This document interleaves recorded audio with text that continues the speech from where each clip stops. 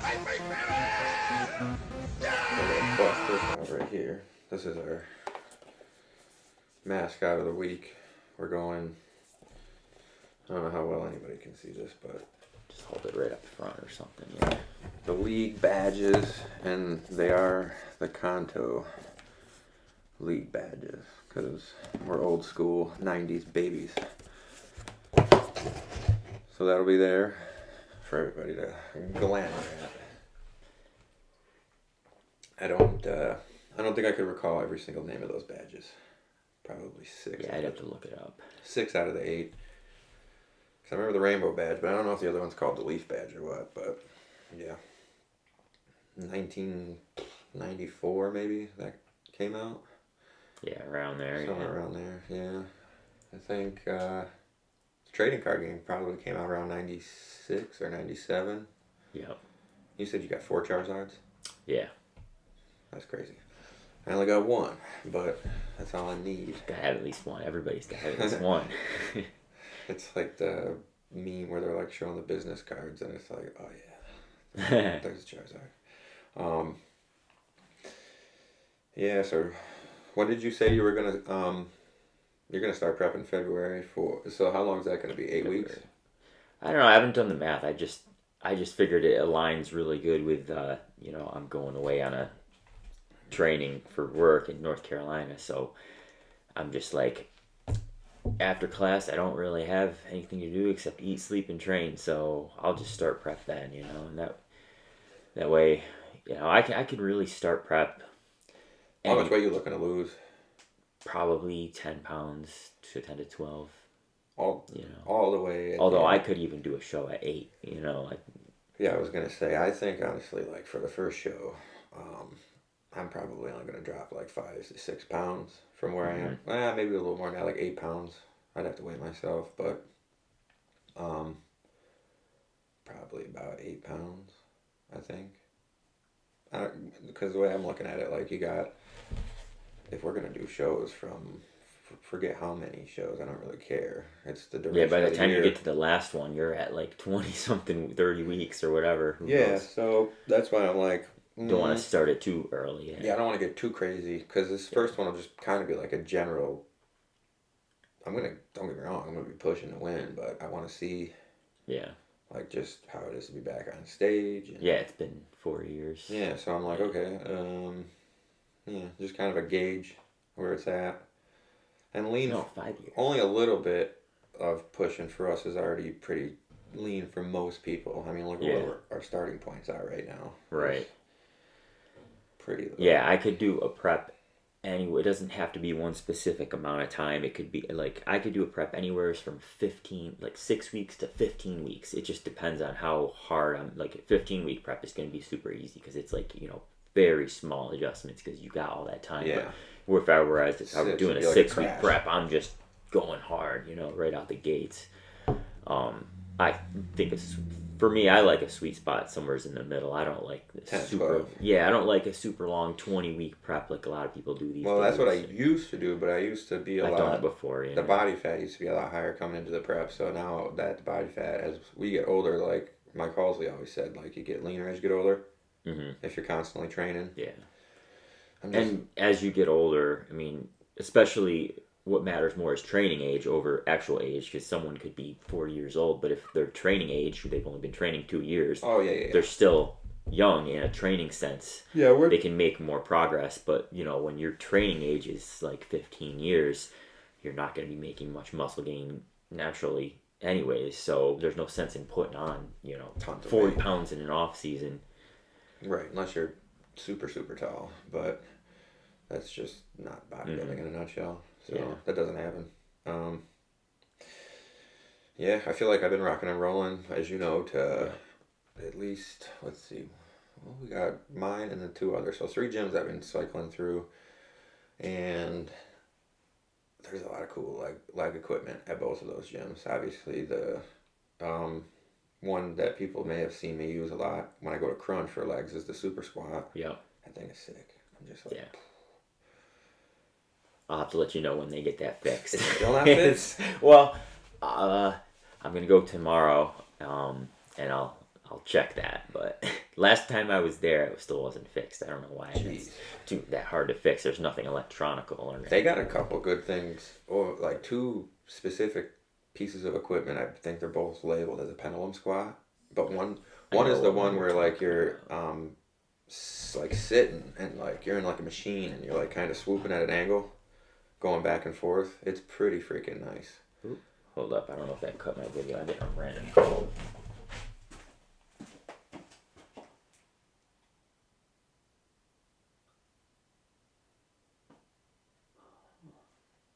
The video's still rolling. Maybe that's an update. Some random number from Ohio is calling me. So probably trying to get your change. Asking about my car's extended warranty or something. Some bullshit like that. But yeah, we're still rolling. Okay. Yeah. What were you saying? Yeah. I know what one you're talking about. Yeah, the gyms.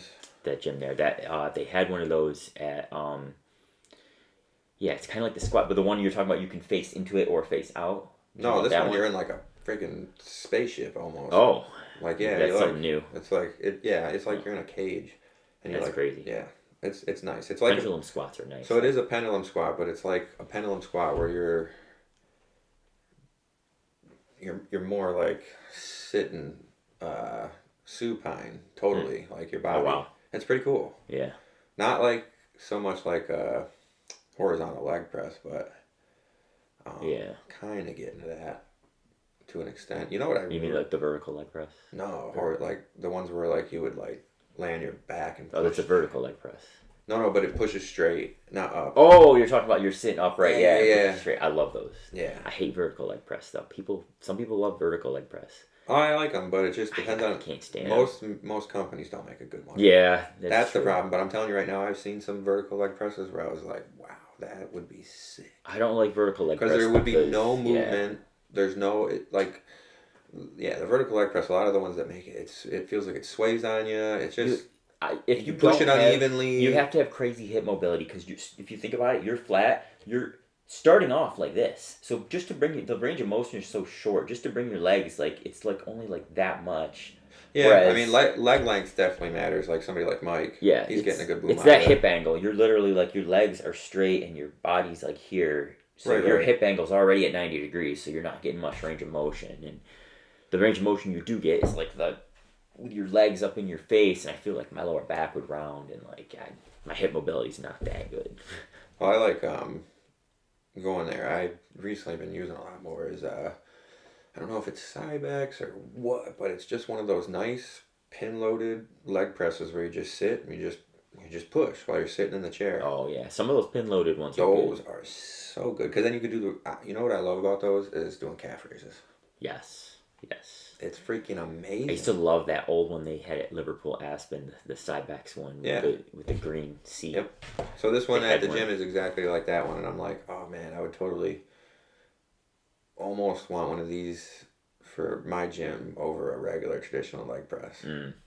Now the only downer with that is you can max those out pretty quick. Yes, so I can max. Yeah. Then you got to start using it for single leg purposes. Yeah. So whatever. Yeah. Or you just use it at the end of your workout when you're already fatigued. That's it. Yeah. If I were to start off on that, I'd be like doing 20 reps with the maximum weight. It's not even doing too much. So I always like to do those at the end. Just really get a good pump. What is your body weight going to be, you think, at the show? If I had to guess, I could be competitive at 170 because I'm like 178 right now. I weighed 170. I could be a little more than that. Like depends on how hydrated I am. But I weighed myself like post workout after hitting legs, and I was like 177. So I got to be pretty close to 180. Right. I could be competitive at 170, but to be really like top notch, like 165. I don't know if you have. Maybe not even. I don't know. Maybe like 167. See where you're at 170. Yeah. You never know. Usually.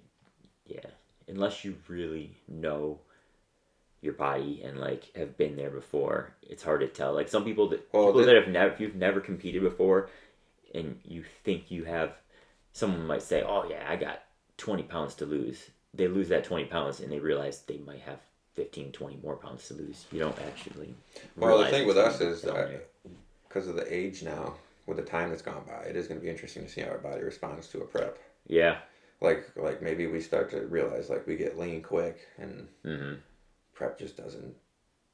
To be honest with you, like I say, I think this is going to be a real smooth prep. I don't think Like my off season, eating a lot of food, I still look straight and right. So that's why grainy, like in most places. yeah, that's why I'm getting at. I'm like, I don't know how much I'm going to have to push it for this first show because you don't want to have atrophy happen. Right. And that's what most people have problems with in natural bodybuilding is they lose muscle, and you're just freaking getting emaciated. Yeah. It is what Cutting it is. too hard. You're cutting too hard, exactly. They don't know what they're doing with food and all that. So the other thing too, interesting enough, is like talk about like refeeds going into these shows. Yeah, refeeds are huge. Yeah, because like you got to think like we got all these shows planned all year long, and it's like you can't just prep all year. You would be doomed by the Even time. doing like after each show, I'll probably do like a week refeed. I Yeah. was just gonna say that. Yep. Like Mr. America, by the time you got there, from the time I start prep, or now to then, I would be a shell of what I was. I'd lose all my muscle, all my strength. Like it's got to be slow, meticulous, and calculated. Yeah. So. Yeah. And then go from there. Just roll the dice. Bodybuilding is bodybuilding. Yeah. So a lot of people like overtrain too, because when you're having, you got to watch out for that. You know, if you're not enhanced, you can overtrain easily because you're on lower calories. Your body can't recover like it could in the off season. So right, and that's where people get in trouble too. They get hurt, getting injured. Yeah, that's probably the worst thing that can happen. Right, or like you say, if you're just subtly overtraining, you're on lower calories and you're just going to lose your mass. Hard. It's too late. You can't rebound for the show. Yeah, you just got to do enough to maintain it. Right. Like if you're trying to push weights that you were pushing in the off season, just trying to force it, you could get injured or something like that. Yeah, that would be a fuck. Or just trying to push too much volume, you're burning through muscle. Training smart and hard. Yeah, that's like what I still got to train hard, but you don't want to just train without thinking. Oh, yeah, and then like I was telling you before, as I've been going to these gyms, it just astonishes me at how many people. I need more caffeine, apparently. Yeah. It just astonishes me at how many people sit there and they get on these machines and they just text, and I'm like, oh yeah. You could sit there and say that you're resting, but there's a difference between resting and texting on your phone, even if you're nailing the time to go back to the set and you're not like taking too long, versus sitting there and mentally focusing on what the next set's going to entail. Yeah, I mean, I'm guilty of it sometimes. I mean, I am still in the workout. Like, I'm like, yeah, I know I got a set coming up, but like, I'll, look up shit on Marketplace or something, and it just takes you away from it mentally. Like, when you get into your next set, you're like, okay, you need a minute to like think about it. I never do it. The only thing I've done that before. The only thing scrolling Facebook or I can't. So the one thing I will do is just change music, and that's it. Mm-hmm. And then if YouTube gets me into the doom scroll where they just want you to like, I feel like they just force it, like where they know you're gonna have to scroll to find something you like. They give you a bunch of bullshit just so you're, damn it, where is it in the middle? And then I'm like, you know what, fruit, I don't care. Put it on the counter. I don't even care. Yeah. Here you go. Here's my set. Let's do it. It's just like, and that's pretty much in a nutshell. Like, I feel like why a lot of people. Either that or people are like, you see these kids standing around a machine and there's like 5 of them. How do you train with 5 people? Oh my god, I was at the gym with Mike, and there was like this 90-year-old. Awesome, he's at the gym, but like when I say 90, I mean like this dude was old, and he was just like this on the machine and dead still, and I'm like, I'm sitting there, I'm like, are you alive? Is he alive? I'm like, oh, did he just have a heart attack on the machine? And then I was like watching him, and the next thing you know, I look down at his leg, and he's got the television on his phone. Oh my god. And he's watching it. Oh, I've seen some shit at Aspen. I seen people reading a book while they're doing the exercise. Oh, that's insane. Did you ever see that? No. You see that sometimes. I remember working at Aspen, the old gym we used to work at, and I've seen a guy on an iPad. On a treadmill reading is one thing. thing. That's one thing, but on a piece of weight equipment, you're not getting out what you are putting in. No. If you can do that, you shouldn't be able to have a conversation in the middle of your set. Right. That's what I tell people. Not. When someone tries to talk to me during a set, I just will literally ignore them, or like if it's a leg thing or something, I'll put my hand up or something, or just maybe blurt out like, "Give me a minute" or something, because I cannot have a conversation in the middle of a set. If you can do that, you're not pushing hard enough. If the weight is too light, obviously, or you're just not putting forth enough effort. I told my clients that like 100,000 times over the last few years. I'm not gonna try and talk to you during a set. You can talk to me if you can talk to me back. Yeah, that's what I'm saying. Like if you could talk to somebody while you're working out, that's clearly there's not enough emphasis on the weights. It might not be heavy enough. Probably just not. Whatever. There could be a variety of reasons, but there is no way if you're doing a set that's going to be hard and heavy. I've seen someone on an iPad playing solitaire in the middle of a set. That's crazy. Yes. But it's nuts to see like what goes on at the gym. How much how much non-lifting is done at a gym. Yeah. By people just sitting there, and I'm like, oh my god, I don't ever care to say anything, but I just find it fascinating that people do that. Yeah, the people that train with 4+ people, like it's usually high schoolers or, young guys usually. There's a lot of that, the too. Bullshit between sets, Yep. They wonder why they're not making gains. Yeah, five people on the tricep extension, and it's like, by the time the fifth guy goes, or the first guy goes again, it's been like 8 minutes, 10 minutes. No. If I'm training with people, I'm 3 max. And that's like one after another. You go 1, 2, 3. I don't. And by the time that you go again, that's about a good amount of rest. Yeah. 3 maxes and 3 max. I cannot train with doing the same exercise. I cannot train with 4 people. No, that is way too much rest. I would just get annoyed and I'd be like, no, I'm doing another machine. I can't wait that long. And then you got a little bit of chatting in between sets too, so you got to account for that too. But when someone is just bullshitting for 10 minutes in between every set, it's like, no. I can't do that. That's probably the second biggest thing I see at the gym is people are in groups of 4 to 6. Yeah, and it's just crazy. Just chatting. I bet you when I go later tonight, I'm gonna see 3 of those groups. Yeah, it's crazy. Usually. It is just absolutely asinine. Yeah. Not only are you shortchanging your results, but you're being disrespectful to everybody else that needs to use that equipment. Yeah. Get moving or get grooving. Yeah. And if someone's on their phone, you can't be afraid to ask to work in. That'll either I always ask to work in. Ask to work in. I'm not afraid to ask to work in. Yeah, but nobody's ever mean. Maybe it's because of the way we look, but I'm just like, hey, if they say no, I'm like, no worries. Yeah. How are you? Even if they do say, sometimes they'll say like, oh, I only got 2 left. Okay. That puts that seed in their head, and that kind of speeds them. If you're standing there watching them, that kind of unconsciously speeds them up, because they're like, okay, this dude's waiting for this equipment, but always ask, because if you don't ask and just hang around waiting, they're gonna take their time most of the time. Cardio for the prep. What are you gonna do? I am gonna not do anything. It's not gonna be much for me. Yeah, I'm gonna. That's the Mr. America time. That's like a weapon you pull out at the very end. Right. Don't get me wrong. People make that mistake a lot. Just throwing in an hour of cardio every day. If it was the do or die for the first show, then I would obviously be doing a little more. I'd maybe do a little for a short period of time. But because of the nature of competing all year, it's like, okay, I'm not pulling that card out to any extremity until I was ready to do the Mr. America. Right. Other than that, I'm like, I'll do it.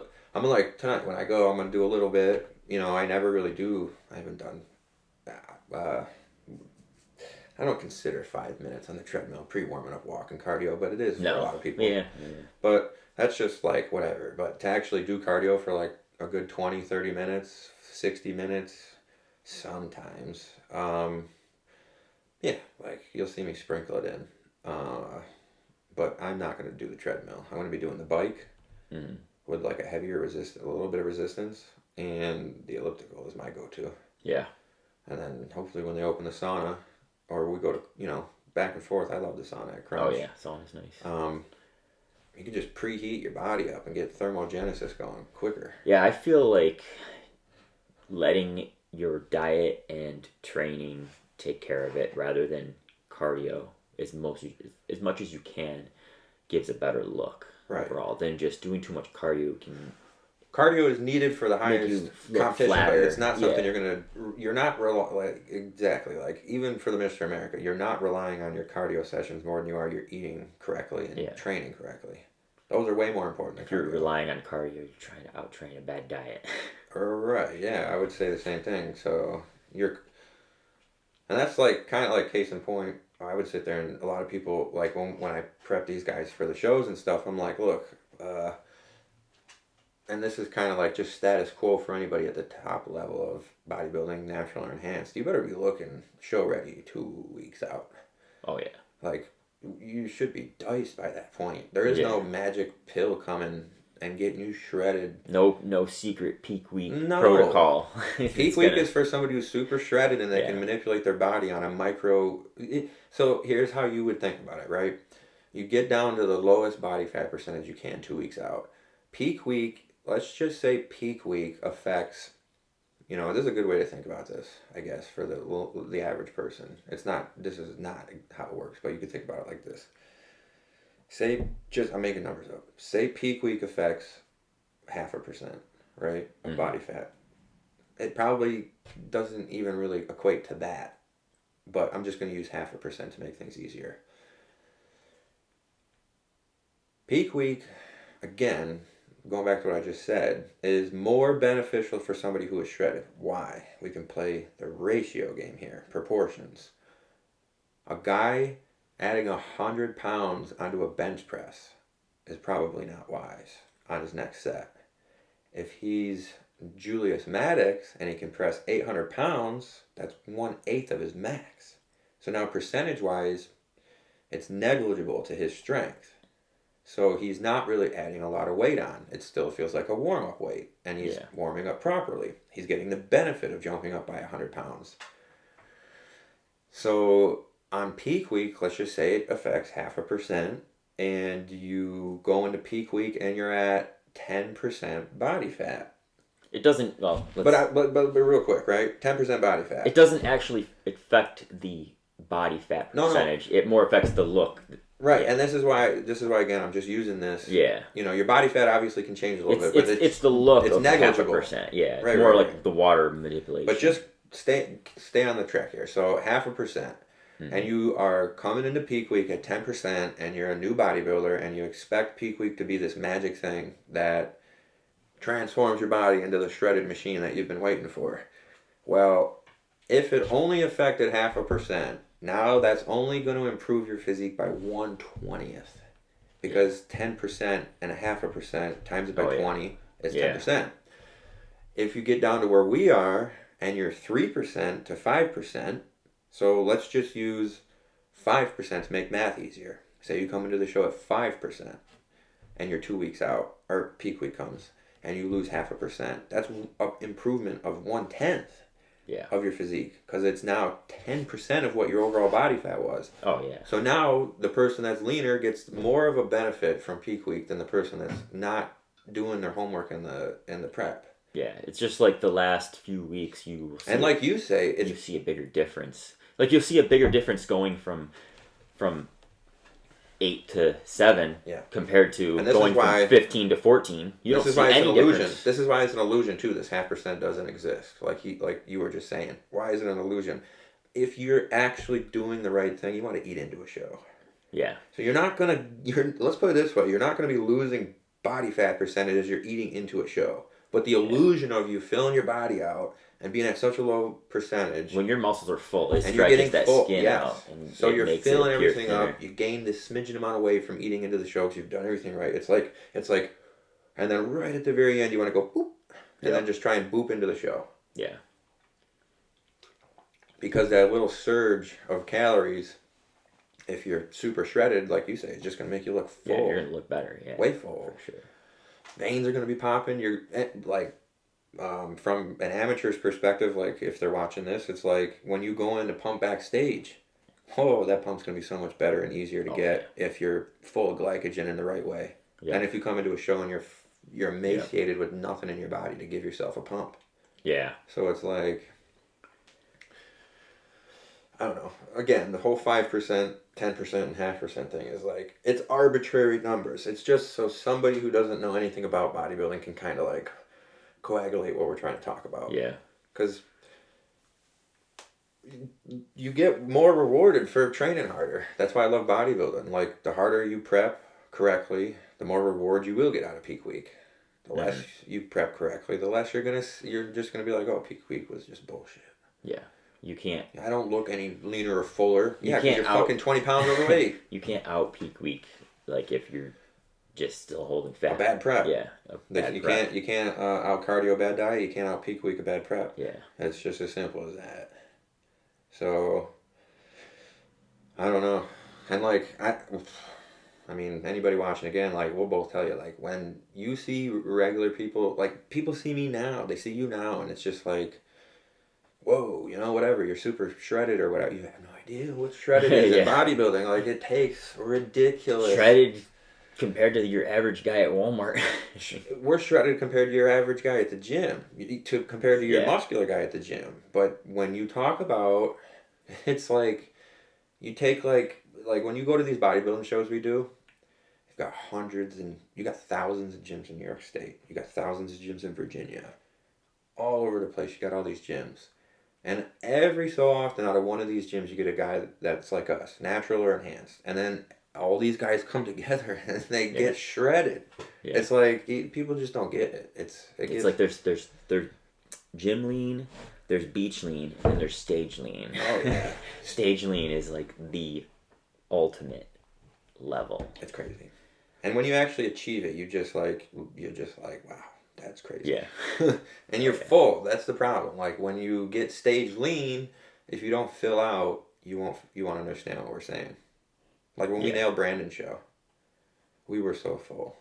Perfect. You know what I mean? Like, and then for me, I did it again at the York, PA show, which was good, but it's not easy to do. I'm not going to sit there and talk like, oh, I can just nail perfect prep. That's the other thing that's going to be interesting now that I talk about it. Being able to nail this. Yeah, yeah. You know, because I do want to try and practice and see how this goes and how this works. Yeah. I want to figure out a good, I know peak week is only, maybe a 5% difference, but I want to figure out a good peak week because I feel like I got all our old ones written down. So I have the one from 18. I feel like I always but it could be different. I do hear some people eat like 800 carbs a day for their peak week, but like I feel like I do undercarb. My body handles carbs so well. Oh, so yeah, like for me, soaks them up. See, like I remember I was doing like, I think for like the Brandon show, I did like, it was either like 500 or 600 for 2 days. I usually do like, because I can't even eat 500 in a day, but I usually do like 300. Yeah, I usually do like 300 a day, but I'll do it all week. 300 is homeostatic. That's easy. Now pushing up to 6 is where it gets a little hard, and then 800 is ridiculous. 800 grams of carbs is that's not easy. No, you're just eating loaves of bread. Big appetite. Like Jesus Christ. And meals every 2 hours. You know, I was sitting there last night and I was like, I wanted to binge on some shit before the prep started, but I went and got a pack of Little Debbie's zebra cakes, thinking that they were like, back in the 90s when I had them as a little kid. Yeah. I opened up one pack. I saw the way the frosting looked. I took one bite and I was like, I ain't even feeding these to the pigs. They're so full of chemicals. These are going to the deer. I was like, what is Throw them in this? The backyard. It was so gross. I was like, oh my God. I couldn't even do it. And then I was like, well, that was a waste. You can do an experiment, like take one and just like try and like leave it on the top of your cupboard for like 5 years or something and see if it molds. It probably will look exactly the same in 5 years. Dude, those things are gross. I was like, ugh. So I didn't eat any of those. And the only thing I snacked on hard last night was I had like almost a whole loaf of Italian bread and nice tortilla chips with my chili. There you go. Crushed it. I had a big ass salmon today. I cooked up for 2 separate meals. So I haven't had salmon in a little while. I love salmon. Oh, yeah. Up here you can get it at... I know. It's local. Damn. Fresh caught local salmon. Just get a fishing pole and just go out. So hard. Yeah. It's so hard to find it at Tops in town. Oh, wow. Because as soon as it comes in, it goes. That shit is so Yeah, good. you need to get a fishing pole and go up to the salmon river. Yeah, get a fishing license and start clocking in some salmon. Don't tell the DEC. Yeah. I don't have my fishing license. It's like, ooh, that, I'm telling you though, that, it is good. Yeah. And then, yeah, so, I forgot, there was, yeah. And then going into the shows, yeah, for me, I'm going to probably try and step on stage this first one around like 2:15. Yeah, that'd be A crazy. little heavier than I did last time and just see how I look. And then just Yeah, have you ever been that heavy on stage? No, 208. 200, yeah. It was like 208, 209 was the heaviest at the York. I didn't weigh myself there, but I could have refeeded into that show and maybe have weighed 210 at the most. That would have been the heaviest though, so. But again, you're talking the height difference. So for me, that's not proportionately anywhere different than where you are with your height. Yeah. It is what it is. But like I say, on this, I do want to dabble into the classic because I think this is the direction we need to go. Yeah, that'll be cool. Yeah, I think that's going to be sick. So like the plan would be after is the first one in Ohio? I'll have to look that up. I'm not I think sure. it's Columbus. Well, Is it Michigan or? yeah, well, I mean, I'm not getting into this. We're saving this juicy conversation for another podcast because I need to have Wyatt here. But we'll get into the whole sport of strict curling. But yeah, they canceled the Arnold. Oh shit! Yeah, so there's no curling at the Arnold. Really? No. Damn. So That's crazy. yeah, and he saved it kinda by having. You know who Matt Wenning is? No. That powerlifting guy, bald. Maybe if I seen him. I think we both met him. I don't know where, but he's hosting it now at his gym. Oh. A little bit away from the Arnold. So like you'd have to sacrifice your day at the Arnold to go there and compete. Again, that's a conversation for when Wyatt comes on. Yeah. So, but yeah, well, piggybacking off that though, so it's not like some random interloop. We're going to the Arnold. Oh yeah. Oh, it's happening. Yeah. Oh, and I can't wait because if any viewers want to meet up and train or just bullshit, we're gonna be staying at the. That's the other thing. I was gonna look that up last night. Yeah, we got it. Well, all right, so Wyatt and Mike both want to go. Oh. So damn. it's gonna be the four of us. That'd be crazy. Yeah, so we're all gonna share a room. I'll bring the air mattresses. That'd be crazy. We might get 2 rooms because Coop might go too, and he might want to stay with us. But regardless, I can't like. It's not. I'm super competitive, so like I would have competed at the Arnold again in a heartbeat, and I would have tried my best to curl 200 pounds. With that said, I am fucking stoked that we get to go there, and I just get to have fun. Yeah, I can't wait. When's the last time you went to the Arnold and Had didn't have to fun. worry about like, Competed. oh, am I gonna go up to compete? Like, what is it, Saturday? I can't wait. Yeah, your Saturday, you're always like, you Always have to worry fucked up. about when you I get. can't. It's just, oh man, that's gonna be so much fun for me. So then now we're gonna go to the, and that's the other thing too. It's just such a, like, just takes the weight off your back. And I'm not I ain't gonna bullshit like anybody. Like strict curling is a very hard sport. One thing I'm telling you right now is I feel like if I kept trying to compete at that, and now that I'm doing bodybuilding at the same time, like that pain came back in my fucking forearm and the distal part of my bicep. So I'm like, goes along with what I was saying earlier. On lower calories, you don't want to push. Right. That's So why now you I'm don't just see like, someone doing powerlifting and bodybuilding in the same time block. So I was like, that's why I was like, this is a blessing in disguise because I can't.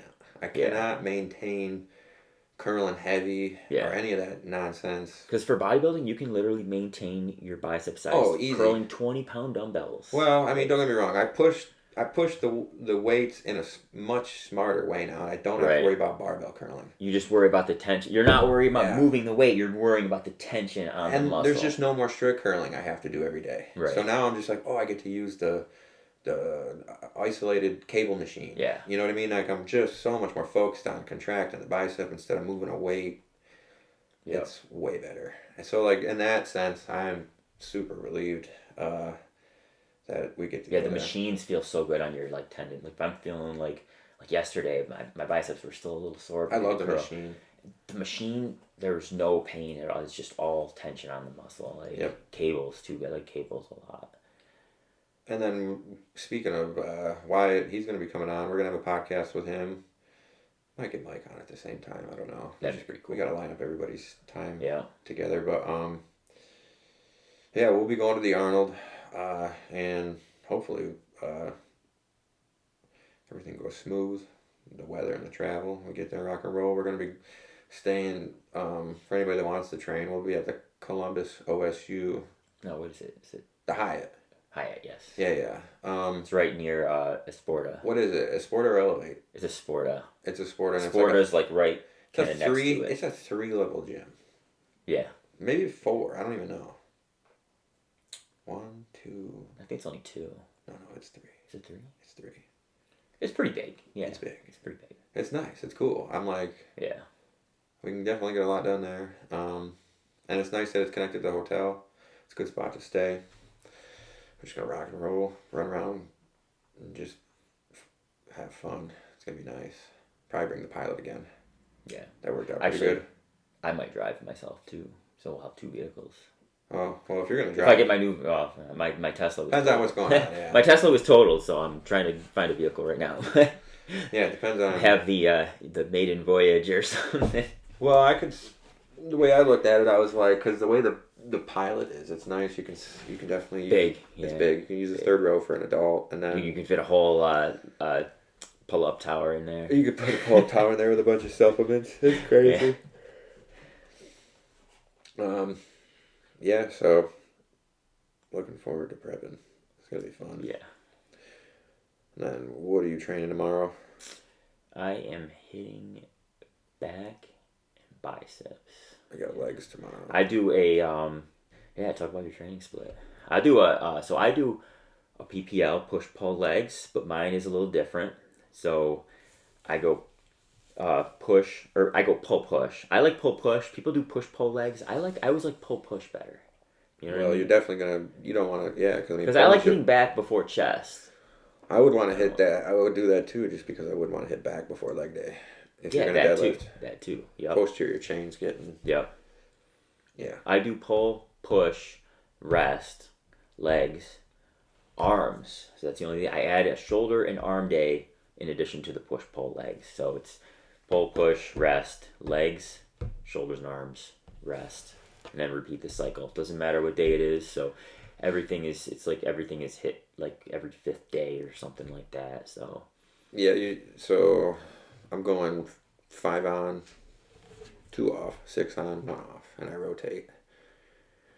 With that said, I've pretty much consistently been, and I have a game plan for prep, so like I've had a little bit of a loosey-goosey the last like probably 8 weeks, where I've been doing a lot of, I've been going chest tries, back buys, then I have 2 leg days, and then delts, and then depending on how I've been feeling, because my recovery's been off the Richter scale since I started going to all these gyms and having stimulus with all these new pieces of equipment. So I've been getting so sore. Yeah, I bet. Like my tries and chest have been shot. So like sometimes I can't even like it'll be like literally till the next training cycle before I can even hit chest again, which is nuts.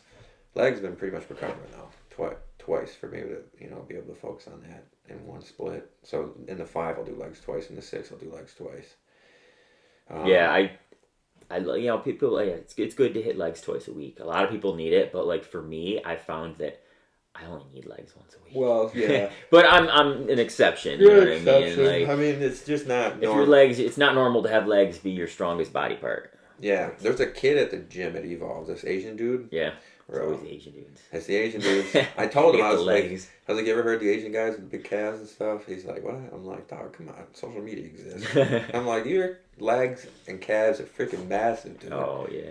I was like, he's not even that old either. He's like 21. And I'm like, you know, if he took his shirt off, you probably couldn't tell he lifted. If he had a shirt on and he pulled up short shorts, you'd be like, God damn, that guy's jacked. You know what I mean? So, like, I was like, it's a good thing to have legs as your strong point because extremely few people have that. Yeah. It's rare. And if you got stick legs, it's extremely hard to build them. Yeah, exactly. You're genetically not good in the legs. It's just almost impossible naturally to get them real, like get that quad sweep and stuff. Yeah, basically, that's what the pros do. Yeah. But yeah, I was doing chest and back on the same day for a little while. One. I just didn't like it. I had to go back to the PPL. I can't do chest and back on the same day is rough. The only time I can do it is if I'm doing a 5-day split and I do like my push-pull legs, and then I have a secondary day where I do chest and back, but it's lighter. It's higher rep. It's lighter. I do my heavy chest by itself, heavy back day by itself. Then I'll have a secondary. That's what I did in my 2019 prep. I had a secondary chest and back day, so I could hit chest and back twice a week. But that day, everything was like 12 to 15 reps, lighter weight, just really feeling the movement, feeling the muscle, nothing too heavy or anything. But doing heavy chest and back on the same day is just it's rough. It's like I used to do that gassed a lot. Out quick. When I was younger, I did that a lot, but I haven't been doing that as much because, like you say, those are your two biggest groupings in the upper body. As a beginner, it's good because. But it's like as you get stronger and bigger and more experienced, now you're putting more stress on your body. Yeah, it's more. You're stronger. You're handling more weight. It's more stress on the body. You need more recovery. Yeah, so split those up, and then you get more. You can focus on each of them more. Yeah, and then I don't know. Yeah, I've been focusing on a lot more machines because, like I say, I've been going to the gym, using a lot more cables, squeezing the crap out of everything. I do plyometrics.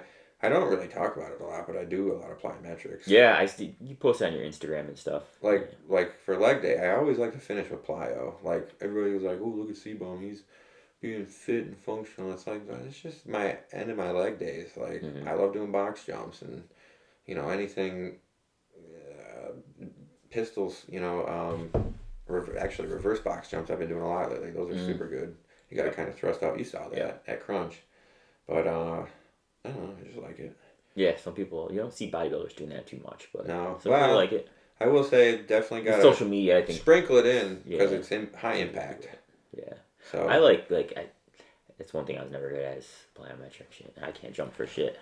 Right. But it's still it is high impact. Yeah, so I like speed work, like pound. Speaking of that, that's why I don't do the treadmill. Oh yeah. Because I don't like running on the treadmill with all that pounding on my knees. Yeah. Not that we even do a ton of cardio, but I'm like, I can do the elliptical and be just fine. Yeah, I like a bike. I'll bike. I won't do cardio until I can do it outside. Right. I hate going on a treadmill or bike. Just I like on a hamster wheel, just staying in one place.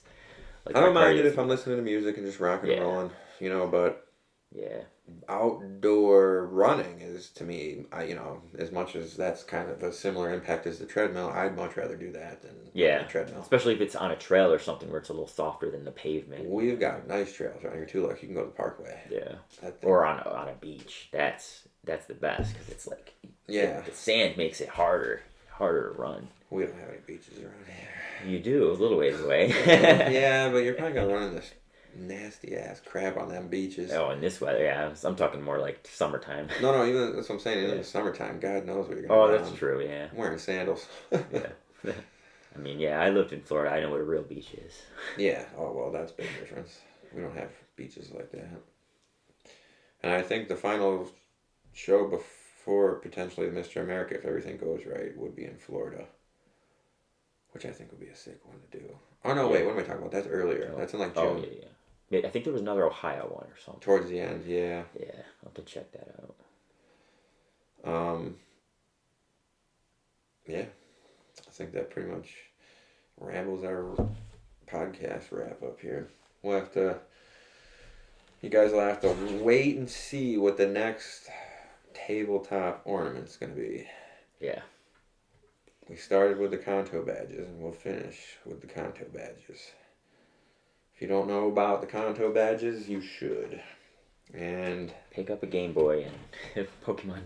You're already speaking gibberish to most of the people that would probably watch us. What the hell's a Game Boy? Oh, you'd be surprised. A lot of people like that kind of stuff. Nostalgic, especially our age. Nostalgic videos, but so pick up. Let me know when you beat Lieutenant Surge and Blaine. Yeah. And show us your accomplishments. Yeah.